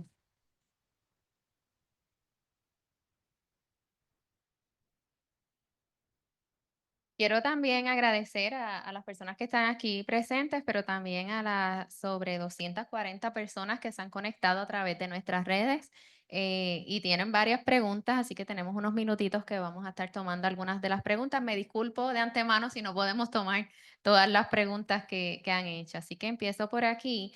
Tenemos una pregunta de Yesenia Rosa. Ella nos pregunta que si existe alguna relación entre el nacimiento por cesárea y el riesgo a desarrollar asma y si hay algún tipo de estudio en Puerto Rico sobre esto. Quien quiera contestar. Gracias por la pregunta, Yesenia. Una de las cosas que hay ciertas hipótesis que se hablan en términos de el nacimiento natural versus el nacimiento por cesárea. En Puerto Rico no entiendo que no he visto literatura asociada a un estudio específico que haya evaluado eso. Existen algunos proyectos ¿verdad? De asma que actualmente están corriendo, que son subvencionados por el NIH, que tal vez nos van a dar un poco más de luz sobre ese tipo de información. Todo pasa en el hecho de que cuando uno nace de manera natural, pues las bacterias que de cierta forma pues colonizan nuestro cuerpo, nos exponemos, de cierta forma se piensa que pueden tener un efecto protectivo a largo plazo. El asma, de cierta manera, pues se considera una enfermedad multifactorial, así que no necesariamente una cosa va a hacer una correlación completamente con que si mi hijo va a tener asma o no. eh, pero es una pregunta muy interesante y entiendo que va a depender de muchos otros factores si un niño a largo plazo va a tener asma, pero siempre durante la interacción que tenemos con los pacientes y esa conversación preguntamos este tipo de información para entonces entender a largo plazo los efectos que tenga, más allá de si nació por cesárea o por de manera natural. Si sabemos que hay riesgos asociados en niños que fueron prematuros. O sea, que los niños que nacieron prematuros entendemos que a largo plazo pueden tener mayor riesgo de desarrollar asma. Así que, pues, esa es la información que le puedo ofrecer. Gracias. Tengo otra pregunta que menciona si hay alguna asociación entre una dieta alta en azúcares y los determinantes, los desencadenantes del asma.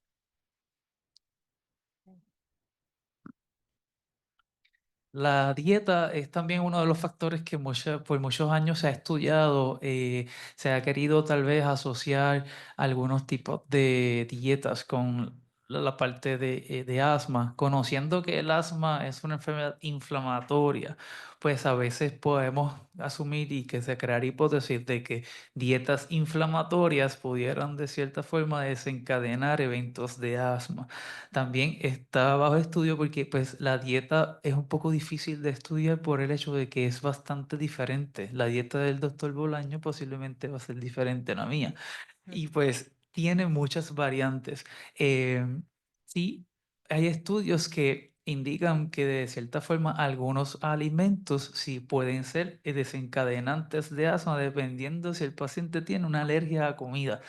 Muchas veces, por ejemplo, he tenido pacientes que me dicen que yo soy alérgico al chocolate y no comen ningún tipo de chocolate. Cuando se le hicieron pruebas más asociadas a qué componentes del chocolate eran, pues tal vez eran unos chocolates específicos que tenían una nuez específica que estaba en tal marca de chocolate, que era ese chocolate el que entonces le casaba porque tenía ese componente.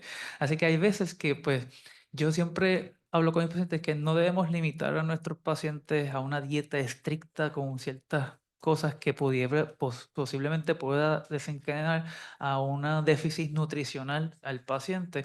Pero sí, si hemos notado que algún alimento nos causa tos, nos sentemos con el pecho apretado, pues ese alimento explorarlo junto con nuestros subespecialistas, los alergistas, para verificar si tiene una alergia específica a ese alimento y así determinar si es necesario evitarlo o no. Excelente. Creo que tengo una pregunta de aquí. Sí, muy buenos días. Primero que todo, quiero felicitar al Fideicomiso de Salud Pública de Puerto Rico. Esto es algo que nos hacía falta y la parte presencial, aunque no lo crea, algo que también nos hacía bueno. falta. Por esto mismo, por la poder interaccionar más directamente. Tengo un comentario breve luego de la pregunta, pero quiero que el doctor de Jesús, de otro médico a médico, pues el doctor Sánchez. Hablamos del producto del niño potencial en nacimiento, pero la madre embarazada que tiene ya un diagnóstico de asma extremadamente severa y el riesgo de la multiparidad, o sea, donde un embarazo puede no haber pasado absolutamente nada, en otro puede ser que mejora absolutamente su asma o mejora tan dramáticamente que se ve la sintomatología, o en otro que se pone intractable al punto de la mortalidad materna. Si puedes dialogar un poquito sobre eso. Y el comentario lo voy a hacer breve. Tenemos aquí lo mejor que yo he podido ver en mucho tiempo. La facultad médica, la facultad de investigación, la farmacéutica y la parte educativa que casi siempre se deja fuera. En lo interesante es que cada uno ha presentado unos retos y me gustaría que se publicaran o se presentaran. Ejemplo, el doctor presentó dos grandes retos. Falta de profesionales, pero más aún me sorprende la subespecialidad, el no tenerla disponible bajo ¿verdad? la especialidad per se de neumología en Puerto Rico, sobre todo pediátrica. Me preocupa grandemente Eso es uno de los detalles. Segundo es el acceso a los medicamentos y al manejo libre entre comillas, porque es el criterio médico contra la farmacéutica. Y sé que tengo los dos médicos acá, uno representando la farmacéutica y otro la clínica, pero usted vino de la clínica, doctor, así que sabe lo que el doctor está diciendo. Y esa política pública muchas veces no se lleva a nuestros representantes que generan política pública en Puerto Rico, por ende los fondos o por ende los cambios necesarios. Y el doctor Bolaños, a quien conozco hace muchos años, tiene también una misión extraordinaria porque lo que él determine que pueda hacer en su laboratorio, vehículos económicos efectivos y de alta eficiencia en nuestra realidad puertorriqueña de no tener energía eléctrica continua, etcétera, etcétera, que él pueda tener quizás una posibilidad de hacer estudios de qué herramientas pueden usarse no solamente para la detección, como él lo dijo, sino también para la prevención, como estaba diciendo nuestra joven educadora, que es extremadamente importante. Así que con eso los dejo, doctor. Disculpe, perdón, pero quería tener ese punto a traerlo. Gracias por su comentario.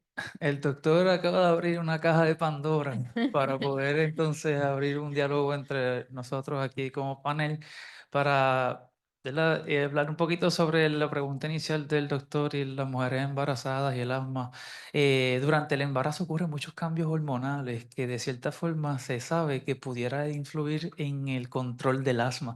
Y pues un paciente que está diagnosticado con asma no tiene buen control, tal vez durante embarazo puede tener algunas cambios hormonales que pudieran hacer que tenga eventos de asma más o menos severas. Siempre va a ser importante monitorearse durante el embarazo su función pulmonar porque durante el crecimiento de esa barriga hay también una disminución de la capacidad respiratoria, así que es un problema complejo y cada caso hay que tomarlo de manera independiente.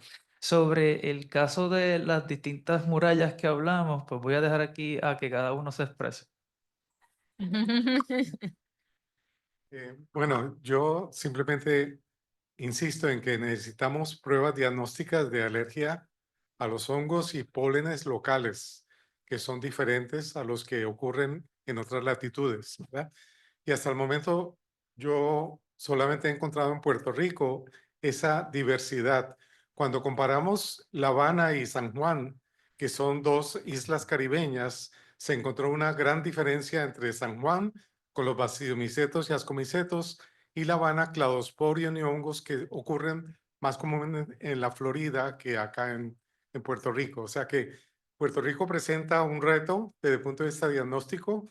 Hemos sometido propuestas para ver si se auspicia esa detección local con antígenos de los alérgenos locales, pero hasta ahora no ha sido posible, ¿verdad? Pero hay que insistir y por ahora, mientras tanto, llevemos un diario de esos calendarios con nuestros síntomas para asociar una cosa con la otra, porque no hay pruebas para diagnosticar esa alergia a los hongos y pólenes del trópico del exterior. Sí. Ajá. ¿Tú lo has visto? Ay, perdóneme. De nuevo, disculpa la pregunta, pero es que no quiero perder la línea de pensamiento. Sí. ¿Esas pruebas que tú estás recomendando son pruebas que se efectuarían en los laboratorios o tú estás pensando en que se pueda desarrollar algún tipo de producto que la gente pueda usarlo en la casa? Bueno, cuando hicimos estudios clínicos en Puerto Rico, donde se comparaban en pacientes de asma y de rinitis alérgica, los antígenos comerciales de hongos como Aspergillus, Cladosporium, etcétera, con hongos puertorriqueños, digamos así, de Ganoderma, Basidiomycetos, se encontró que los Basidiomycetos tenían una reactividad igual a los ácaros. Un 80% de los pacientes reaccionaron a los alergenos locales y solamente un 10% de ellos reaccionaron a las pruebas comerciales. Así que definitivamente las pruebas comerciales de hongos no detectan la alergia y en ese sentido estoy hablando de pruebas diagnósticas comerciales para poder servir a la población puertorriqueña de diagnosticar la alergia y preparar vacunas para esos hongos puertorriqueños, digamos así. Gracias. Y para hacer el comentario, la respuesta, gracias por el comentario con respecto al acceso a medicamentos. Y más mi comentario lo hago más como médico, creo que como personal que trabaja en la industria farmacéutica. Y no pretendo ser político con el comentario, pero lo que es lamentable que estemos en un sistema de salud, no solo en Puerto Rico, en todo Estados Unidos, en el cual el médico que ha estudiado, que sigue las guías y que sabe por qué está recetando algo a un paciente, porque tiene algún raciocinio detrás de ello, después tenga que ser rechazado el acceso al medicamento y se les da una lista, solo puedes utilizar esto y no lo que estás indicando. Es un hecho lamentable, no debería ser esto. La decisión de qué medicación utilizar debería ser potestad del médico poder hacerla, ¿no? Y el acceso a la medicación debería seguir la guía del médico. Añadiendo un poco también a la parte de educación en la isla en términos de especialistas pediátricos, como mencioné, tenemos una limitación bastante marcada en la cantidad de neumólogos pediátricos, pues tenemos una ausencia de poder hacer la especialidad en la isla. Tenemos que ir a Estados Unidos para poder entonces hacer todos los estudios en neumología pediátrica, que son 3 años aproximadamente, y pues las ofertas de quedarse allá son mucho más tentadoras que las que crear una infraestructura para poder entonces atender a nuestra población.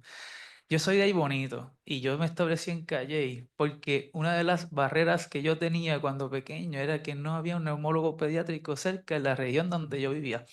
Así que, de cierta forma, hace 6 años, pues tenemos un neumólogo pediátrico, pero mi pediatra era quien me manejaba mi asma. Y muchos pediatras, pues sí, se convierten en los neumólogos de Puerto Rico dentro de las limitaciones de infraestructura, junto con los demás diagnósticos que tienen que trabajar, pero no debería ser así. Eh, y pues teniendo maneras de mejorar esto, pues hay que ver cómo el sistema de nuestro, ¿verdad?, educativo y políticas públicas que podamos implementar para mejorar ese acceso a entrenamientos en la isla y que tengamos pacientes que sean atendidos por especialistas dentro de esa área. Yo quería hacer un comentario sobre lo que el doctor Jesús acaba de decir. Doctor, eso que usted puntualmente trajo es precisamente la problemática que tiene. O sea, todo el que prueba afuera de Puerto Rico dice, espérate, ¿para qué regreso si todo aquí es un pequeño problema o murallas? Pero por esa misma línea, usted representa, o por lo menos usted participa en una de las escuelas de medicina y nosotros representamos de alguna manera la otra escuela de medicina y el fideicomiso tiene mucha influencia en las escuelas de medicina en Puerto Rico. Así que esto es algo que sí se puede trabajar, esto es algo que sí, pero obviamente deben incluir a los 20 limitados neumólogos pediátricos en Puerto Rico que sean la facultad de por sí ya para poder quizás empezar esto. Eso no es algo tan imposible como se suena, esto no es de otra manera. De igual manera, quisiera traer que la política pública en Puerto Rico, en términos de el recurso comunitario, y por eso aprovecho, es también bien limitada. Por cuánto ayudaría a tener replicados, clones suyos, no en una área, en muchas otras áreas, pero nada, no nos cubren de ninguna manera el costo. Y eso es un gran problema, algo que no es tanto. Y por último, lo dejo en la mesa, el análisis puntual, investigativo, de cuánto es el costo-beneficio de mejorar un paciente y mantenerlo estable vis a vis a tener el costo de que el médico tiene que estar viéndolo con más frecuencia, de que la casa farmacéutica va a seguir incrementando los costos de los productos, no por ellos, sino por otros factores. No vamos a entrar en política, pero y eso, ¿cuál es el costo-beneficio? O sea, yo creo que el doctor Bolaño y todos ustedes lo han ido mencionando, pero no hay un estudio que podamos presentarle a las personas no científicas, pero que toman política pública en este país, decirle, aquí están los números. Esto es tanto versus esto. ¿Qué tú vas a decir? Y obviamente las casas farmacéuticas se presentan con esto continuamente para que el debate corre en otras direcciones por otras gestiones, pero sabemos. Muchísimas gracias. Gracias por su Si me comentario. permiten, no quiero pasar a la próxima pregunta, dejando, ¿verdad? Ahorita comenté que hay que identificar, disminuir para prevenir, ¿verdad? Y eso aplica para muchas cosas, incluyendo que ya identificamos que hay pocos especialistas y subespecialistas, pues usemos entonces las redes sociales. Hay problemas de acceso por dinero, pues usemos entonces quizá ese Facebook Live como estamos haciendo ahora. Vamos entonces a educar, porque entonces educando, por ejemplo, quizás el doctor saca una horita para educar en las redes sociales, quizás eso va a ayudar a que menos pacientes necesiten llegar porque van a tener esas herramientas en sus hogares y accesibles. Así que es importante no solamente que hablemos y sí lo pongamos sobre la mesa, sino que busquemos soluciones. A veces, lamentablemente en Puerto Rico hemos demostrado caos tras caos que nuestra propia ayuda somos nosotros mismos uniéndonos. Así que quizás es momento de traerlo a la mesa y buscar qué maneras tenemos dentro de lo poco y las limitaciones para poder trabajarlo. Excelente, gracias, Mireli. Un último mensaje para el doctor, y es que aunque el estudio de costo-efectividad tal vez no está escrito en una publicación, sabemos que las pompas que estamos recetando rondan entre 300, alrededor de $300, pero una hospitalización por exacerbación de asma en uno de los intensivos pediátricos cualquiera de la isla puede costar lo que le costaría a usted ir y hacer un viaje completamente a Europa. O también podríamos compararlo con lo que sería estar toda una semana en el hotel más lujoso de Puerto Rico. Y Son unas muchas veces, solo para agregar bien brevemente, muchas veces lo que esos estudios lamentablemente no pueden encontrar, porque es posible que el costo anual de ciertas medicaciones sea más alto que una hospitalización, pero lo que no se puede cuantificar en un estudio tan claramente es esa recurrencia de exacerbaciones de acá a 10 años va a traer mayores problemas en un paciente, ¿no? Y hay que cuantificar a largo tiempo lo que puede uno evitar también. Les quiero compartir, ¿verdad? Que hablando de ese tema del acceso aquí en Puerto Rico, el costo de los medicamentos, el año pasado viajé a Europa con una prima que padece de asma. Le robaron su bulto en el viaje, le dio un ataque de asma bastante emocional, pensaría yo. Y le decíamos, vamos a la farmacia a buscar algo. Y ella, no, es que es muy costoso. Cuando fuimos a la farmacia, le vendieron la pompa en menos de $2. Y nosotros pues compramos muchas, ¿verdad? Era como que, porque realmente fue bien impactante y ella me dice, con todo y con mi plan y deducible, yo pago muchísimo más que estos $2 que acabo de comprar aquí, sumamente accesible. Entonces, creo que sí hay alternativas, ¿verdad? Que nosotros pudiéramos identificar para trabajar esto. Así que nada, agradezco su tiempo. Sí, me gustaría hacer una última pregunta antes de cortar. Ya estamos un poquito pasados en tiempo, pero me parece importante porque entiendo que son preguntas de pacientes, ¿verdad? Cuidadores, y me gustaría que tuvieran esta respuesta. Así que son dos. Uno es, ¿verdad? En aquellos casos que un paciente, aún con el medicamento de rescate, no se le pueda controlar el asma porque es algo por el cuidado, por el ambiente, ¿qué estrategias le pueden recomendar? Y cómo entonces balancear cuando van a diferentes médicos, porque no necesariamente pueden ir a un especialista, a veces terminan viendo diferentes médicos y los médicos le dan diferentes recomendaciones o medicamentos que a lo mejor no le han funcionado. ¿Qué le pueden recomendar ver a estos pacientes para lidiar con estas dos situaciones? Nuevamente, yo pienso que aquí el reto es individualizar el tratamiento, ver cuál es la razón específica por qué el paciente tiene su asma exacerbada, y hacer un historial y un examen físico completo, pruebas diagnósticas dependiendo de la edad del paciente. Muchas veces el exacerbante puede ser algo viral, y pues los virus, es como yo digo, están en todos lados. Cuando uno hace un estudio en un cuido, posiblemente pasa un swab por una mesa, van a salir cientos de virus que el paciente va a obtener. Pero yo pienso que en el caso de cuando, ¿verdad? Parte de la pregunta incluye que ha ido a distintos médicos y le han dicho muchas cosas. Entiendo que yo iría pues, a personas que de cierta forma tengan experiencia en el tratamiento de asma en la población, ¿verdad? Puertorriqueña, y también evaluaría ¿verdad? La historia de todo ese paciente para que entonces así podamos tomar una determinación más apropiada. Gracias.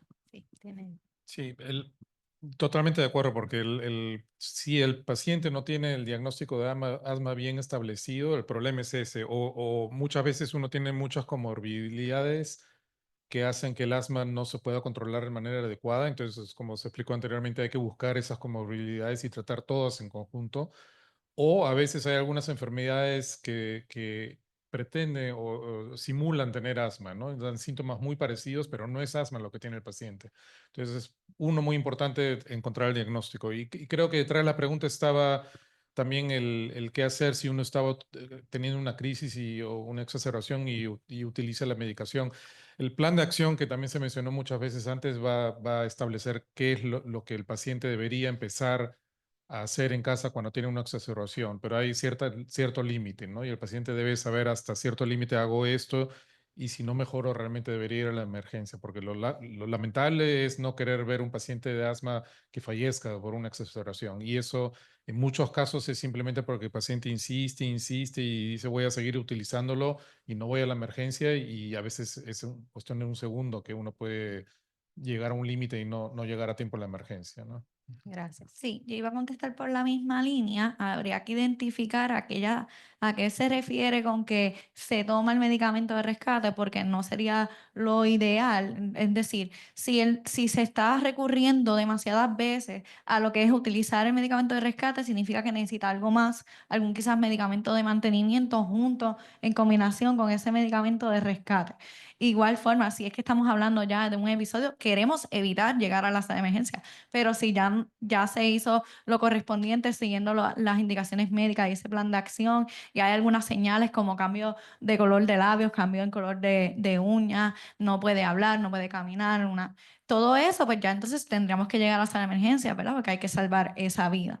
Así que habría que tomar en cuenta eso y también a qué tipo o qué especialista había visitado, porque quizás ha visitado diferentes neumólogos, pero no ha visitado un alergista o no han específicamente ido a un neumólogo pediátrico. Entonces, tendríamos que elaborar un poquito más a qué se refiere para poder. Gracias, gracias.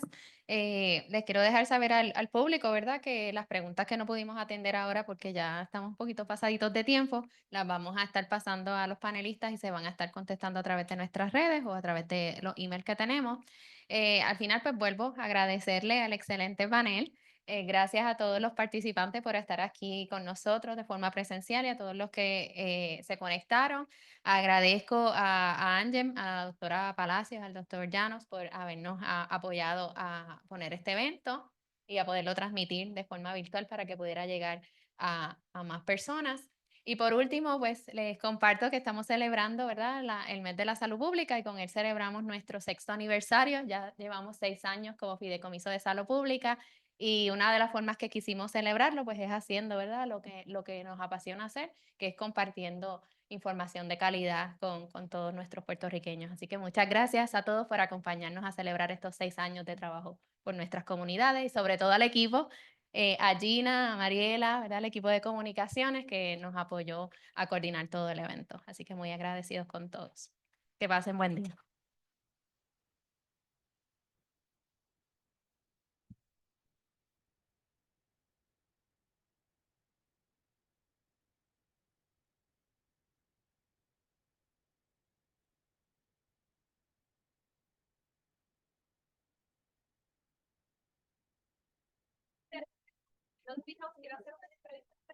Podemos hacer unas fotos de eso. Espectacular, que tengo que decir, me encanta.